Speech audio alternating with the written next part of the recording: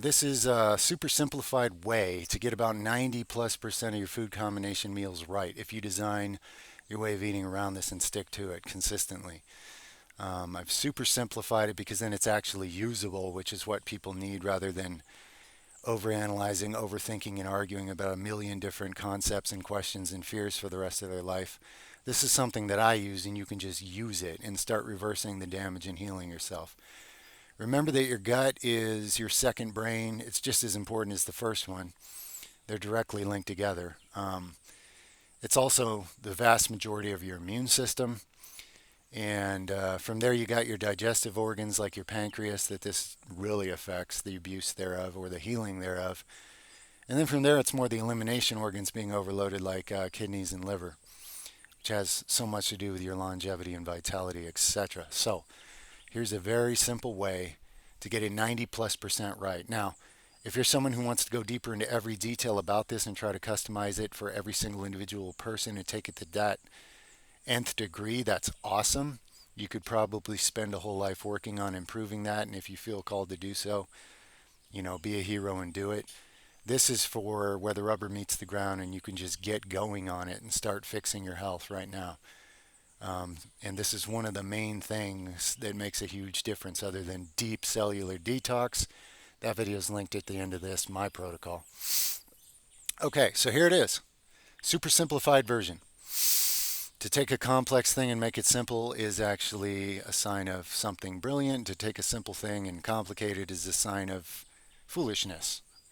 And if you apply that to a lot of things in life, you'll find out it's true. All right, so you basically divide high carb meals away from protein and fat, protein and oil meals, okay? These high carb meals could either be starchy or non-starchy carbs. But here's the caveat for all these meals, okay? You don't combine more than one kind of carb for that main course of that meal, and you don't combine more than one kind of protein. Pick one, okay? Don't be mixing food groups and trying to put a whole bunch of different types of complete proteins together. It doesn't work out in your benefit. It's not the way the body works. It's just gluttonous and excessive and wasteful and abusive, and the earth pays the price and you pay the price. It's just not the way things really work. So, give a few examples. Let's talk carb meals here. Sometimes my kids will eat like a big pile of quinoa noodles, right?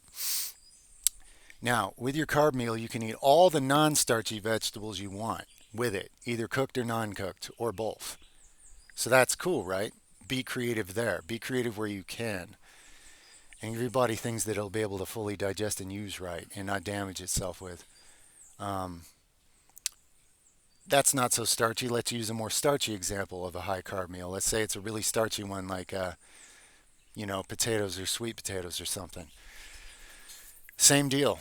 You can put in all the non-starchy vegetables you want with it, and that's a good food combination. Your body will handle that right, and it'll do you good.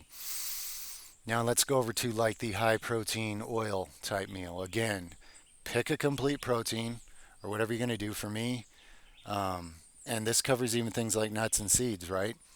You don't need to be mixing them. You don't need a big pile of 8 different nuts. If I'm going to eat like a pile of pistachios, say that's what I eat. And I can add all the non-starchy vegetables I want to it and still have good digestion, metabolism, um, gut health, okay, which means better mind and body. So let me think if there's anything else here. I think I've simplified it that much. For me, it's that simple. This is what I go by. It's made a huge difference, okay? And when you've suffered your whole life from a bunch of gut scenarios that are affecting your whole body, no doubt you're conditioned to it and you sort of think it's normal and you don't realize how bad it really is until you're not doing it to yourself anymore. And the smoke starts to clear and you start to heal from it. And your mind works better and your body works better. And the further you go consistent with this and the further you look back, the more you start to realize how bad it really was. So change the pattern for yourself. It's really that simple.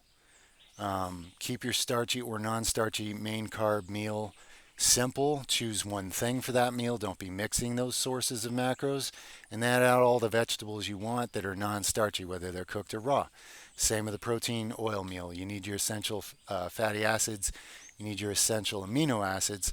And along with that, you can eat all the non-starchy vegetables you want. Do not consume starchy things with proteins. I don't care if everybody does it, okay?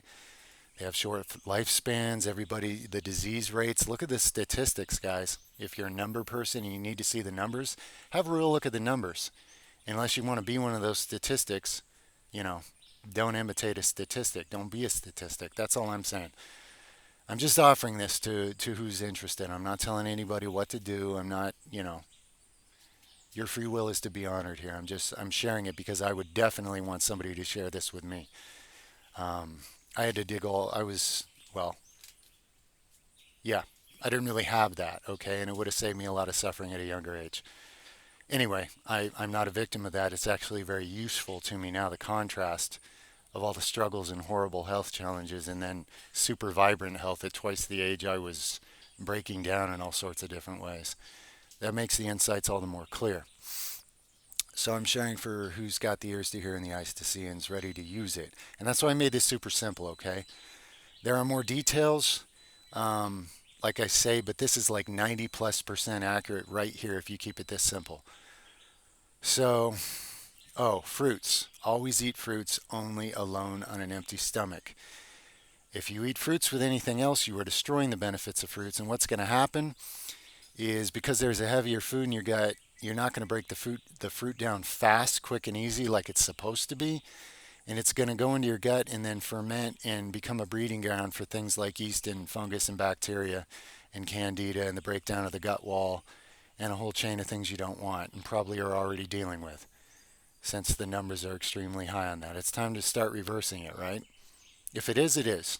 That's for you to decide, okay? So that's the super simplified version of this, okay?